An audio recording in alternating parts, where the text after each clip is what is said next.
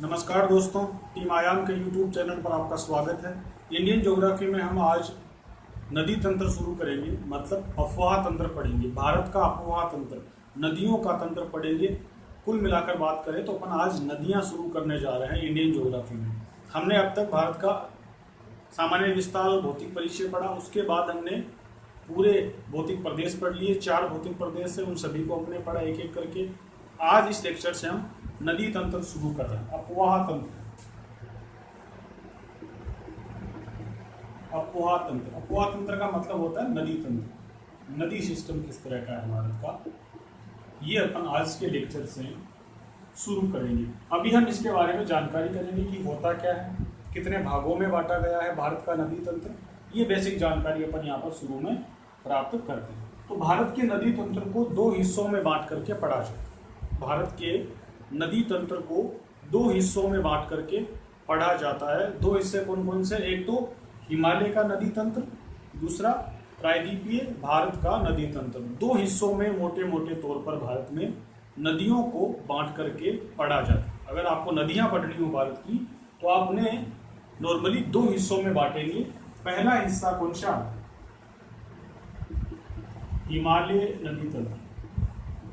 हिमालय नदी तंत्र, यहां से हिमालय की नदियां निकलती है, उसे कहते हैं हिमालय का नदी तंत्र। और दूसरा हिस्सा प्रायद्वीपीय भारत का नदी तंत्र, प्रायद्वीपीय नदी तंत्र, यानी कि प्रायद्वीपीय भारत की नदियां जिस हिस्से में आएगी उसे तो कहेंगे प्रायद्वीपीय नदी तंत्र।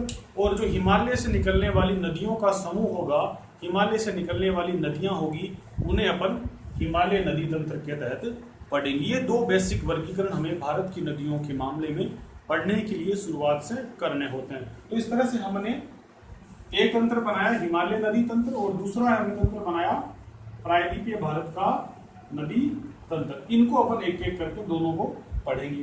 तो पहला अपन शुरुआत करेंगे हिमालय नदी तंत्र। पहले अपन कौन सा पढ़ेंगे? हिमालय की नदियां, मतलब हिमालय का नदी तंत्र पढ़ेंगे। पहले अपन हिमालय का नदी तंत्र पढ़ेंगे। इस नदी तंत्र में 3 परिवार है। 3 परिवार का मतलब 3 बड़ी नदियों के समूह, 3 बड़ी नदियों का तंत्र है। हिमालय नदी तंत्र में 3 बड़ी नदियों का तंत्र है। कौन कौन सी नदियां हैं? पहली नदी, पहला परिवार, इसे अपन कहते हैं सिंधु नदी तंत्र, मतलब सिंधु नदी का परिवार। सिंधु नदी और उसकी सहायक नदियों का एक समूह, जो जल संग्रहण क्षेत्र होगा इनका, उसे अपन कहेंगे सिंधु नदी तंत्र। दूसरा परिवार गंगा नदी तंत्र। हिमालय की नदियों के तंत्र में अपन 3 बड़ी नदियों के परिवार को पढ़ेंगे, मतलब 3 नदियों के तंत्र को पढ़ेंगे। पहला सिंधु नदी तंत्र, दूसरा गंगा नदी तंत्र और तीसरा ब्रह्मपुत्र नदी तंत्र। ब्रह्मपुत्र नदी तंत्र, ये 3 मोटे मोटे अपन नदियों के तंत्रों को हिमालय के नदी तंत्र में अपने को पढ़ना होता है। उसके बाद अपन प्रायद्वीपीय भारत की नदियों के तंत्र को पढ़ेंगे। पहले अपन इस लेक्चर में यहाँ से आज शुरू करेंगे, वो होगा हिमालय का नदी तंत्र। हिमालय के नदी तंत्र की कौन कौन सी नदियां होंगी? 3 भागों में अपन इसको बांटेंगे। 3 बड़ी नदियां हिमालय के नदी तंत्र में हमको डिसाइड करनी है। पहली नदी कौन सी? सिंधु नदी और उसका परिवार। यहाँ परिवार से क्या मतलब है? सिंधु नदी और उसकी सहायक नदियों का एक जो जाल होगा उसे पढ़ेंगे। फिर गंगा नदी और गंगा नदी का परिवार, उसकी सहायक नदियां, उनको पढ़ेंगे। और तीसरा होगा ब्रह्मपुत्र नदी तंत्र, मतलब ब्रह्मपुत्र और उसकी सहायक नदियां।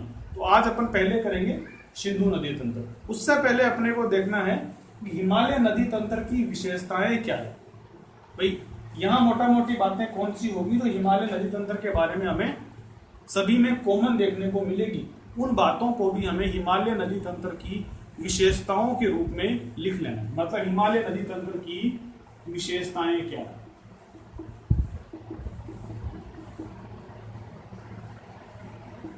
इस नदी तंत्र की, मतलब हिमालय की, इस तंत्र से आप परेशान मत होना।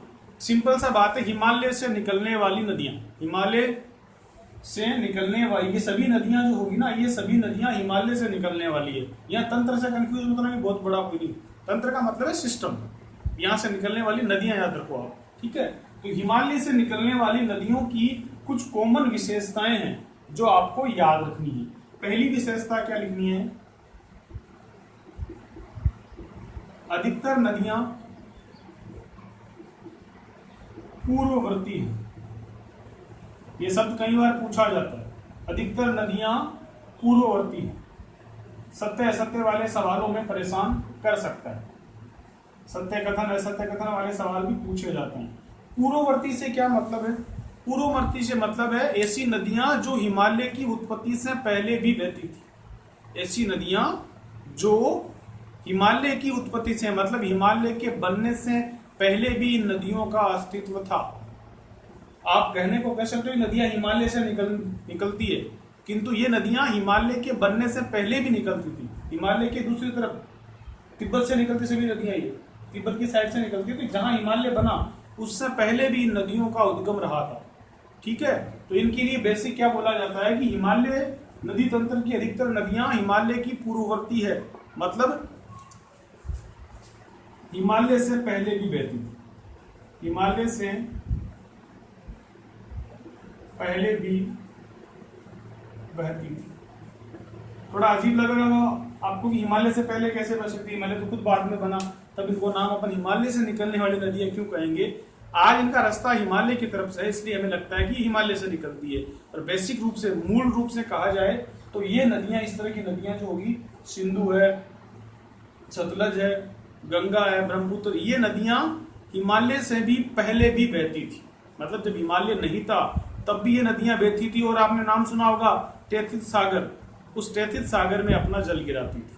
लेकिन हिमालय के बनने के बाद इन नदियों के बहाव क्षेत्र में, इनकी दिशा में परिवर्तन हुआ और बाकी चीजों में चेंजेस हुआ। इन्होंने अपना रास्ता बदला और अब अलग अलग जगहों पर गिरती है। तो ये नदियां हिमालय से पहले भी बहती थी, तो इसलिए इनको अपन क्या बोलते हैं? हिमालय की पूर्ववर्ती नदियां। इस बात को याद रखो। अगला है सदानीरा। सदानीरा सिंपल सा वर्ड लिख रहा हूं। सदानीरा मतलब हमेशा जल से ये नदियां भरी रहती है। दूसरी नदियां, बाकी सिस्टम, आपको प्रायद्वीपीय भारत की नदियों में क्या होगा, वहां बारिश के दिनों में आपको नदियों में पानी मिलेगा, लेकिन मतलब बारिश से पानी मिलता है। लेकिन इन नदियों में क्या है, बारिश से तो पानी मिलता ही मिलता है, बर्फ के पिघलने से भी यहाँ पर नदियों को पानी मिलता है। तो यहाँ पर ये नदियां कैसी है? पूरे साल भर भरी रहती है, कभी भी इनमें जल की कमी नहीं होती। सदा नीरा इन्हें आप कह सकते हो। नौकायन इन नदियों में हो सकता है। क्यों हो सकता है? जब साल भर पानी रहेगा, पानी की मात्रा इनमें ठीक रहेगी, तो सिंपल सी बात है, इनमें आप नाव चला सकते हैं। नौकायन के लिए ये नदियां उपयुक्त होती हैं। अगला जलोढ़ अवक्षेप। जब नदियां साल भर बहती है तो ये क्या करती है, पहाड़ों से जलोढ़ अवशेष लाती है और उसको मैदानी भागों में जमा करती जाती है। मैंने आपको बांगर और खादर पढ़ाए थे। उस तरह से जलोढ़ मिट्टियां ये नदियां हिमालय से लेकर के आती बहती है। यहां ध्यान देंगे। इसके बाद है विसर्पण।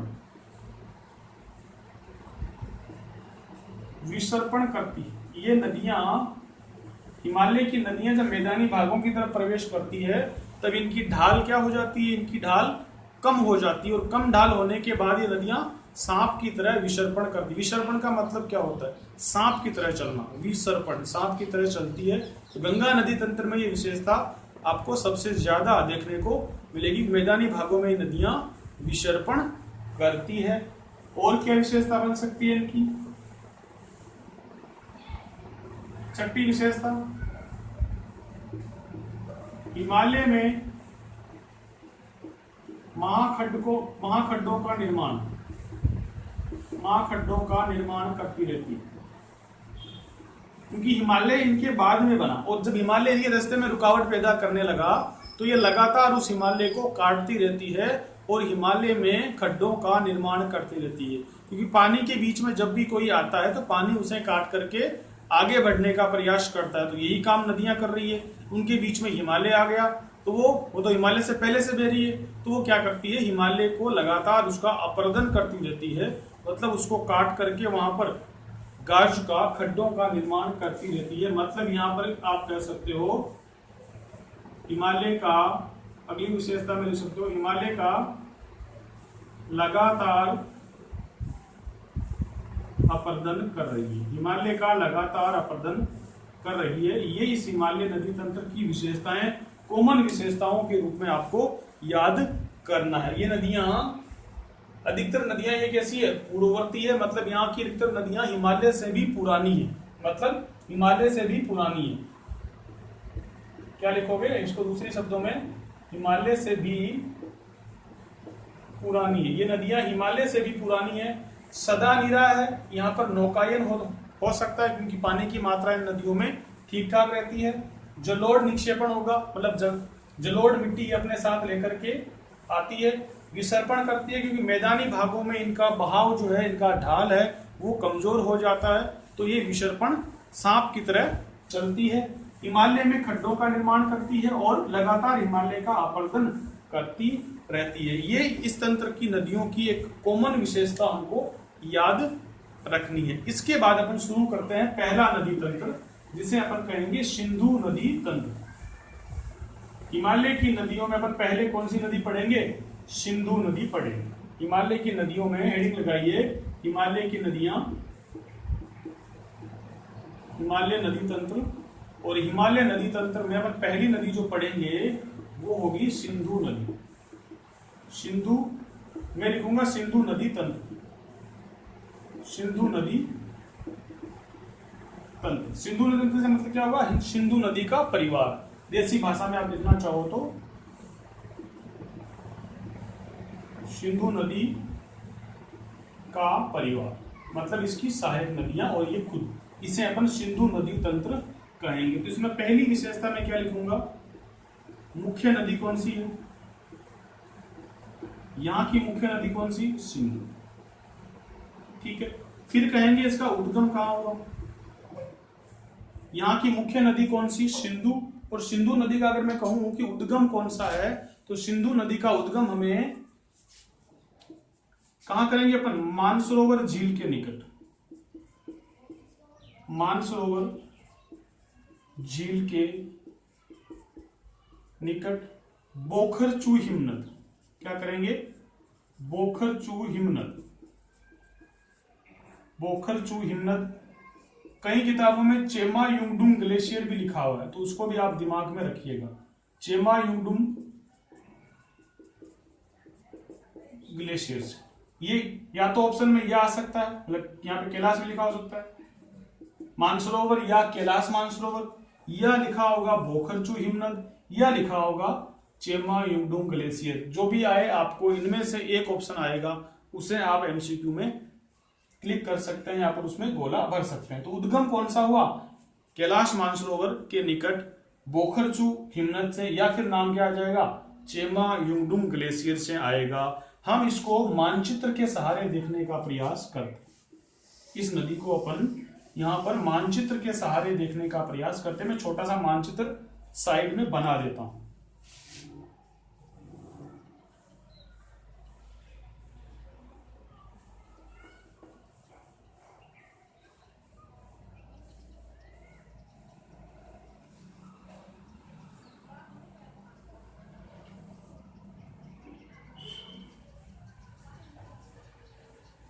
ये जम्मू कश्मीर का ऊपरी हिस्सा है, यहां से नदी निकलती है। ये थोड़ा सा अपने को इस तरह से बनाना है, ये वाला यहां से नदी निकलती है।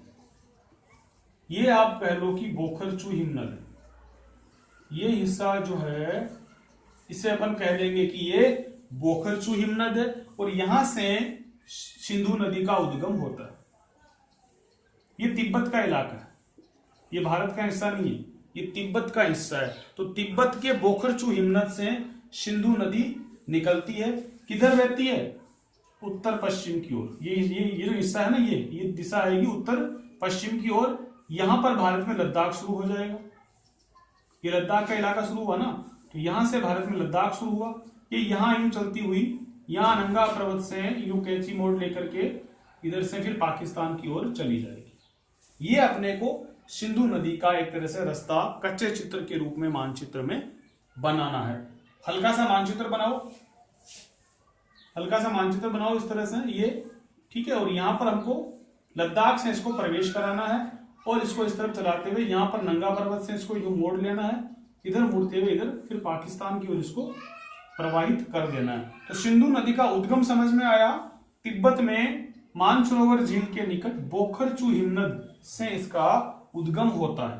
ठीक है, लंबाई कितनी है? उद्गम समझने के बाद अपन देखेंगे कि लंबाई कितनी है। 2880 किलोमीटर कुल लंबाई कितनी है सिंधु नदी की? 2880 किलोमीटर। और भारत में लंबाई कितनी? भारत में लंबाई कितनी है? 1114 किलोमीटर। 1114 किलोमीटर ये इस नदी की भारत में लंबाई है। भारत में लंबाई मतलब यहां से लेकर यहां तक ये जो लंबाई होगी इस नदी की कितनी है? ये 1114 किलोमीटर। आपको कुल लंबाई याद रखनी है 2880 किलोमीटर। ये इस नदी की मुख्य बात हुई। तो यहां से उद्गम के बाद इसे ये कहां बहती है? तिब्बत में। ये तिब्बत का इलाका होगा इस तरफ। उद्गम के बाद ये नदी तिब्बत में बहती है। यहां पर इसे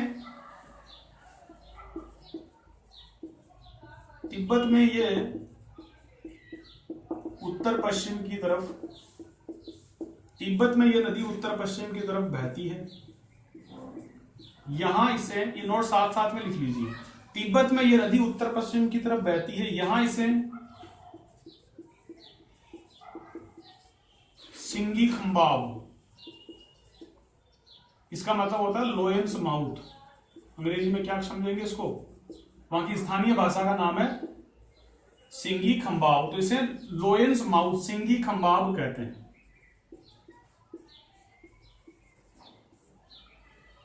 ठीक है, यानी यहां पर एक सिंगी खंबाब छोटी नदी इसमें आकर के मिलती है, इसलिए उस नदी के नाम पर इसे इस तरफ इसको यहां पर क्या बोलते हैं? सिंगी खंबाब बोलते हैं। यहां पर इस नदी को सिंगी खंबाब बोलते हैं। इस इलाके में इसको तिब्बत में उत्तर पश्चिम की दिशा में जब ये गति करती है तब इसे सिंगी खंबाब कहते हैं। भारत में लद्दाख से प्रवेश करती है। भारत में लद्दाख से प्रवेश करती है। भारत में लद्दाख से प्रवेश करती है मतलब भारत में एंट्री कहां से लेगी? लद्दाख। और अब तो क्या हो गया? ये हमको पता है कि ये जम्मू कश्मीर का इलाका हो गया और ये भाग लद्दाख का हो गया। तो वैसे ही पहले भी लद्दाख से ही प्रवेश करती थी, अब भी लद्दाख से ही करेगी, इसमें थोड़ी बदलाव आया है। तो आप लद्दाख याद रखोगे। भारत में सिंधु नदी लद्दाख से प्रवेश करती है। फिर आगे इसमें लेह शहर आएगा। लेह शहर आगे मैं यहां लिखना चाहूं, इसमें लेह शहर जो है ना, लेह शहर इसी के किनारे पर, इसी के किनारे पर लेह शहर, इसी के किनारे पर लद्दाख में शहर है लेह, वो लेह भी इसी नदी के किनारे आपको मिलेगा। तो लेह शहर भी इसी नदी के किनारे याद करना है। यहां आएगा लेह, ठीक है, यहां मिलेगा कारगिल, यहां मिलेगा लेह, ठीक है। ये पूरा इलाका लद्दाख का है ही। तो लेह में यहां पर एक नदी मिलती है, इसमें जस्करों में सारी लिखा दूंगा अभी।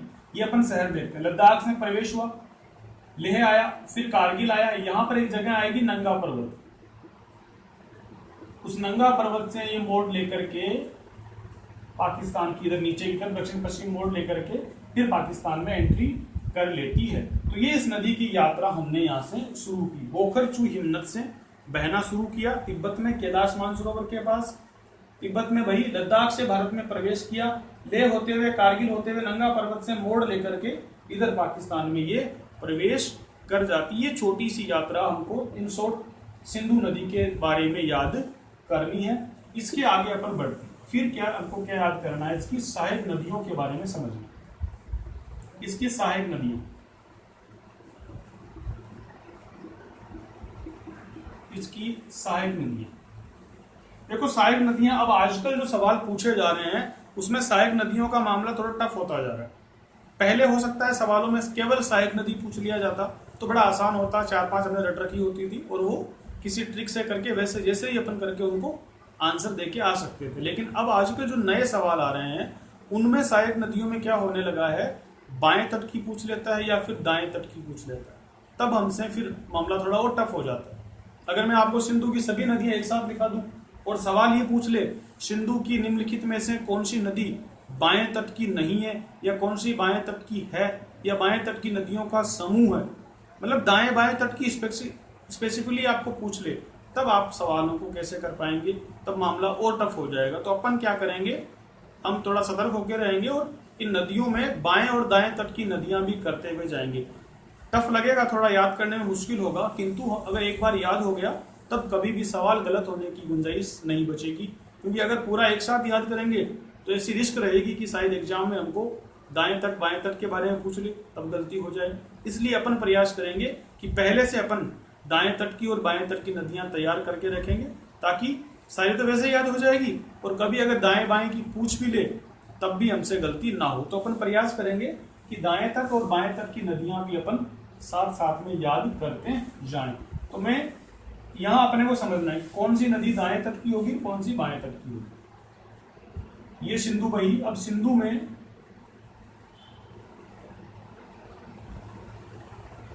ये तो आपने समझ ही लिया। अब देखो, ये सिंधु की बहाव दिशा यूं है, तो ऊपर से नदियां जो आएगी, ये वाली दिशा जो होगी, अगर यू नदी बहती है, मान लो मैं यू नदी बहाऊं, तो ये इसका बायां तट कौन सा होगा, दायां कौन सा होगा। ये अगर यू बहती है तो ऊपर से जो नदी आएगी वो होगी दाएं तट। ऊपर की जो नदी आएगी सिंधु में, ऊपर से जो नदी मिलेगी उसे तो कहेंगे अपन दाएं तट की। और इस साइड से, क्योंकि मैं यहाँ खड़ा हूं आपके इधर, तो मेरा ये हाथ दायां है, तो इधर से ये वाला हाथ अगर इस हाथ की तरफ मिलाऊं मैं, तो ये होगा बायां तट। तो आप अगर दाएं बाएं में फंस जाओ तो कोई दिक्कत नहीं, आप तो मानचित्र के साथ याद करो कि नीचे की साइड से मिलने वाली नदियां कौन सी है और ऊपर की ओर से मिलने वाली नदियां कौन सी। और एग्जाम में सवाल आए तो कोई दिक्कत नहीं, रफ वाले पोर्शन में हल्का सा इस तरह से एक चित्र बना लो अपने से, इस तरह करके यूं करके, ये ठीक है, एक हल्का चित्र बनाओ इस तरह का, और आपको समझ में आ जाएगा कि किस तरफ की नदियां हमें लगाना। मैं इस तरह से कॉपी में अपने को सारी नदियां जब लिखाऊं तो यहाँ पर एक हल्का सा रेखा चित्र बना लो। यानी कि ये जो दिशा है ये किसकी है, ये सिंधु नदी की दिशा है। इसमें अगर यहाँ नदियां लिख रहा हूं, इसका मतलब तो वो कौन सी होगी, ऊपर की तरफ से। देख लो ऊपर की तरफ से ये बाएं बनती है, दाएं बनती है। ये नदियां किस तरफ है, ये बाएं की हो जाएगी, सॉरी ये दाएं की हो जाएगी, और ये बाएं की हो जाएगी। तो रेखा चित्र बना करके अपन यहाँ इसके साथ में नदियों को लिख लेते हैं ताकि कोई गलती नहीं हो। तो सबसे पहले मैं लिखा रहा हूं बाएं तट की नदी, ठीक है। तो यहां पर अपने को कौन सी लिखनी है, पहले तो वो लिखो अपन झेलम, जो पांचों फेमस है वो लिखेंगे, मुख्य मुख्य नदियां, झेलम, चेनाब, रावी, व्यास और सतलज। ये पांचों नदियां लिखने के बाद अपने को छठी नंबर नदी कौन सी लिखनी है, जास्कर, शिगर। जास्कर नदी लेह में, मैंने कहा लेह के पास में नदी आकर मिलती है जास्कर, एक नदी मिलती है शिगर, दो नदियां और मिलती है कारगिल के पास मिलती है सूरा और द्रास। सूरा और द्रास, यहां कारगिल था ना, इस कारगिल के पास दो नदियां मिलती है सूरा और द्रास। लेह के पास मिलती है जास्कर नदी, एक नदी और मिलती है शिगर। तो ये नदियां जो है ना, आदि लिख के छोड़ दो, इतनी नदियां, ये तो आपको याद वैसे ही करनी पड़ी, मैं आगे पढ़ाऊंगा इनको एक एक करके। झेलम, चेनाब, रावी, व्यास, सतलज, इनको तो याद करना ही करना है। जास्कर, शिगर, सूरा और द्रास, ये नदियां भी इसकी नीचे वाले तट की, इस वाली साइड से मिलने वाली नदियां हैं। दूसरा ये कौन सा तट हुआ, ये हुआ दायां तट, ये हुआ दायां तट। यहां से जो नदियां मिलेगी उसे अपन कहेंगे दाएं तट की नदियां। उनमें कौन कौन सी याद करनी है अपने को, उसमें करनी है श्योक, नुब्रा, लिख रहा हूं मैं, श्योक, नुब्रा, गिलगिट, कुर्रम, काबुल, गोमल आदि करके छोड़ दे। ये नदियां इसमें ऊपर की तरफ से मिलती है, दाएं तट की नदियां। अगर आप दाएं बाएं में कंफ्यूजन रहोगे, मुझे पता हो जाएगा, तो सबसे बेटर तो ये है कि आप एक रेखा चित्र बना लो, इसे मान लो सिंधु नदी, यानी ये सिंधु नदी है। इस तरफ से कौन सी मिल रही है, ये ऊपर लिखी हुई है, और नीचे की तरफ से मिलने वाली नीचे लिखी हुई है। तो अब अपने को यहाँ पर याद हो जाएगी। ट्रिक व्रिक कुछ नहीं बन सकती, आपसे बने तो बना लीजिए, मैंने इनको डायरेक्ट याद कर रखा है। श्योक, नुब्रा, गिलगिट, कुर्रम, काबुल, गोमल आदि। और ये नदियां जो होगी झेलम, चेनाब, रावी, व्यास, सतलज, जास्कर, शिगर, सुरा और द्रास। इन नदियों को अपन इस तरीके से इसकी सहायक नदियों के रूप में याद रखेंगे। इस लेक्चर में अपन इतना ही करेंगे। बाकी जानकारियां आगे और सिंधु नदी के बारे में, ये नदियां इसको कहाँ मिलती है, ये पांचों नदियां कहाँ इसमें पाकिस्तान में मिलती है, और इसके बारे में सिंधु नदी का जल समझौता हुआ भारत पाकिस्तान के बीच में 1960 का, उन सभी चीजों को अपन अगले लेक्चर में पढ़ेंगे। तब तक के लिए आप इसके अच्छे से नोट्स बनाएं और इसको याद करें। नदियां अपन पढ़ रहे हैं, और भी जो आपके मिलने वाले दोस्त हैं जिनको ज्योग्राफी पढ़नी है उन तक वीडियो को पहुंचाए, इसको शेयर करें, अधिक से अधिक लोगों तक पहुंचाए, लाइक करें, और सब्सक्राइब तो आपने वैसे कर ही लिया है, देख रहे हो तो, और अगर नहीं किया तो इसको सब्सक्राइब करें। तब तक के लिए आपको ऑल द बेस्ट। अगले लेक्चर में अपन मिलते हैं। बहुत बहुत धन्यवाद।